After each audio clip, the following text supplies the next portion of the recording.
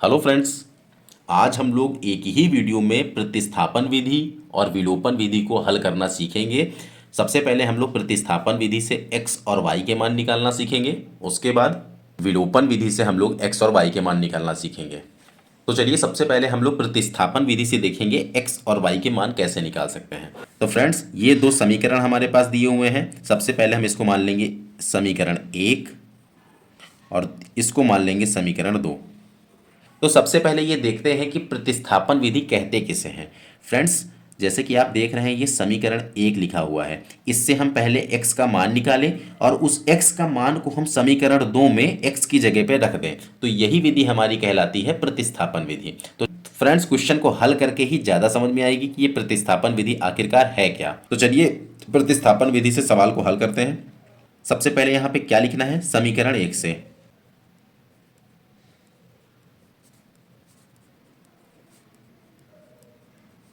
अब हम लोग यहाँ पे समीकरण 1 नीचे लिख लेंगे।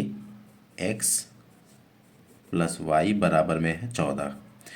अब हम इसमें से या तो x का मान निकाल लें या तो y का मान निकाल लें। आप लोग किसी एक का मान निकाल सकते हैं, ठीक है। तो चलिए यहाँ पे हम x का मान निकालेंगे। x बराबर में जब y दाईं साइड जाएगा तो क्या हो जाएगा, माइनस का y हो जाएगा। तो 14 माइनस का y, ये समीकरण हो जाएगा हमारा तीसरा समीकरण। हमने आपको क्या बताया था कि जो x का मान निकल के आएगा उसे हम समीकरण 2 में रख देंगे। तो यहाँ पे नीचे हम लोग लिखेंगे समीकरण 3, x का मान समीकरण 2 में रखने पर, तो x का मान हम समीकरण 2 में रखेंगे। तो हम एक बार समीकरण 2 को इधर उतार लेते हैं नीचे, ताकि अच्छे से आपको समझ में आ जाए। x माइनस वाई बराबर में 4। अब x का मान क्या निकला था, 14 माइनस वाई। तो इस x की जगह हम लोग लिख देंगे 14 माइनस का y और ब्रैकेट बंद, फिर है आगे माइनस वाई बराबर में 4। अब हम ब्रैकेट को खोल देंगे, 14 माइनस का y फिर एक बार माइनस का y बराबर में 4। तो 14 माइनस माइनस का y और माइनस का y क्या हो जाएगा, माइनस का 2y बराबर में 4। अब हम चर वालों को एक साथ रखेंगे और जो अचर हैं यानी कि जो अंक लिखे हुए हैं 4 और 14 उसको हम एक साइड लिख लेंगे। तो -2 को हम बाएं साइड ही रोकेंगे बराबर में 4, और जब 14 दाएं साइड जाएगा तो क्या हो जाएगा, माइनस का 14। तो क्या हो जाएगा इधर, माइनस का 2y बराबर में 4 माइनस का 14। तो यहाँ पे घटेगा तो आएगा 10, मगर बड़ी संख्या के पास है माइनस का चिन्ह तो माइनस का 10 आ जाएगा, ठीक है। अब ये जो माइनस से माइनस कैंसिल हो जाएगा, तो y बराबर क्या हो जाएगा 10, और बाएं साइड में 2 गुणे में था, जब हम इसे दाएं साइड में लाएंगे तो ये हो जाएगा भाग में।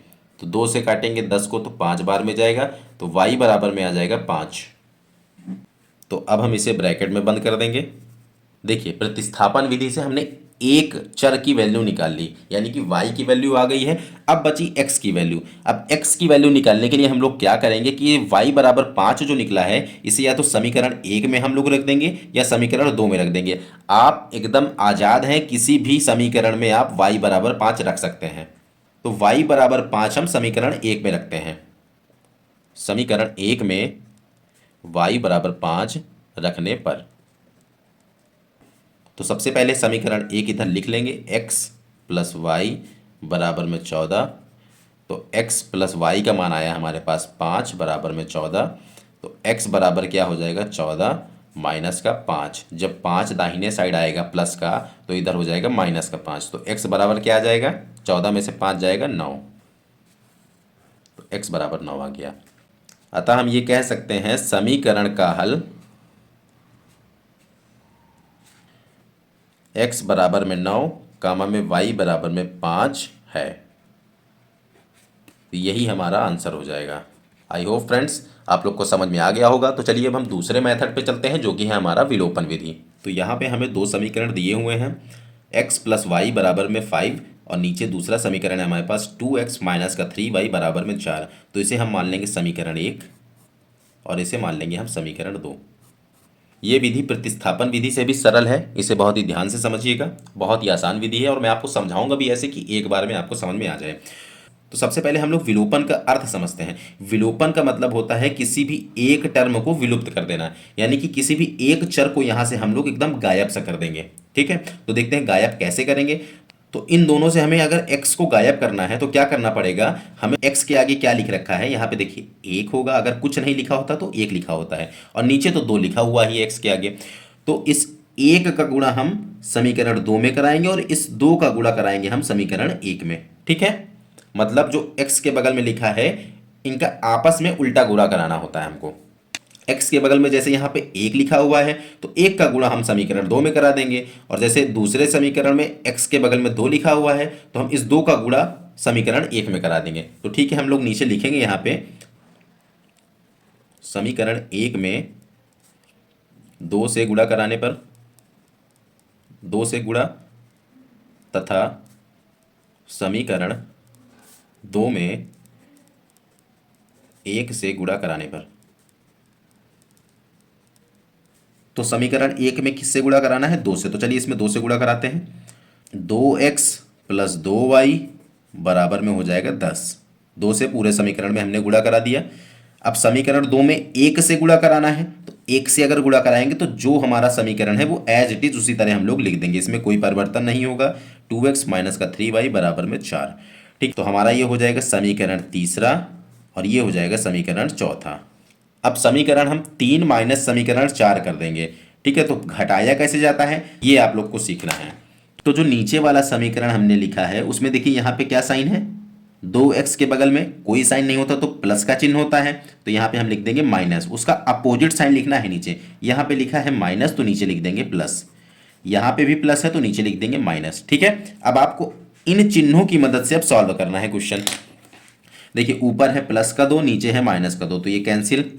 ऊपर प्लस का 2y है और नीचे ये साइन प्लस का 3y, तो कितना हो जाएगा 2y और 3y 5y बराबर में। ऊपर है प्लस का 10, नीचे है माइनस का 4, तो ये कितना हो जाएगा 6।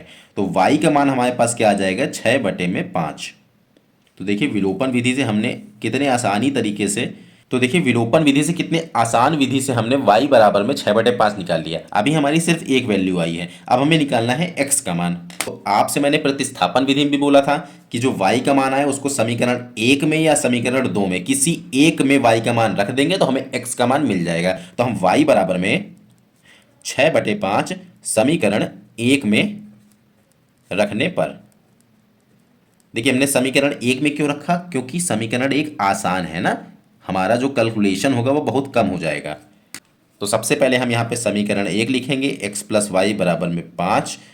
y का मान क्या है 6/5 रख देंगे बराबर में 5। तो x बराबर में, अब जो अंक वाली संख्या है उसे हम एक साइड लिख लेंगे, तो जब 6/5 दाहिने साइड जाएगा तो माइनस का हो जाएगा, तो 5 माइनस का 6/5। तो x बराबर में लासा आएगा 5, 5 पचा 25 और माइनस का 5 का नम 5, तो ऊपर सिर्फ 6 बचेगा।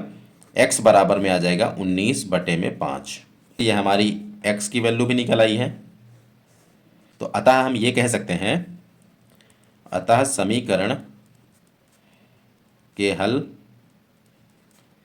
x बराबर में 19/5 कॉमा में y बराबर में 6/5 हैं। तो फ्रेंड्स ये हमारा आंसर हो गया। और फ्रेंड्स ये बोर्ड एग्जाम का बहुत ही चहेता क्वेश्चन है। बोर्ड एग्जाम में ये 4 नंबर या 6 नंबर में ये दोनों विधियां कभी कभी पूछ लेता है। अगर आप लोग को मेरी वीडियो पसंद आई हो तो प्लीज़ वीडियो को लाइक करना, और मेरे समझाने का तरीका आप लोग को कैसा लगा आप लोग कमेंट करके ज़रूर बताइए। फ्रेंड्स ये वीडियो 7 से 8 मिनट की मुश्किल से हुई होगी। मैं इसी तरह छोटी छोटी वीडियो बनाता हूँ, आप लोगों का ज़्यादा टाइम वेस्ट नहीं करूँगा। अगर आप लोग को मेरा ये वीडियो पसंद आया हो तो मेरे चैनल को सब्सक्राइब कर लेना। मिलते हैं अगली नेक्स्ट वीडियो में, तब तक के लिए जय हिंद, वंदे मातरम।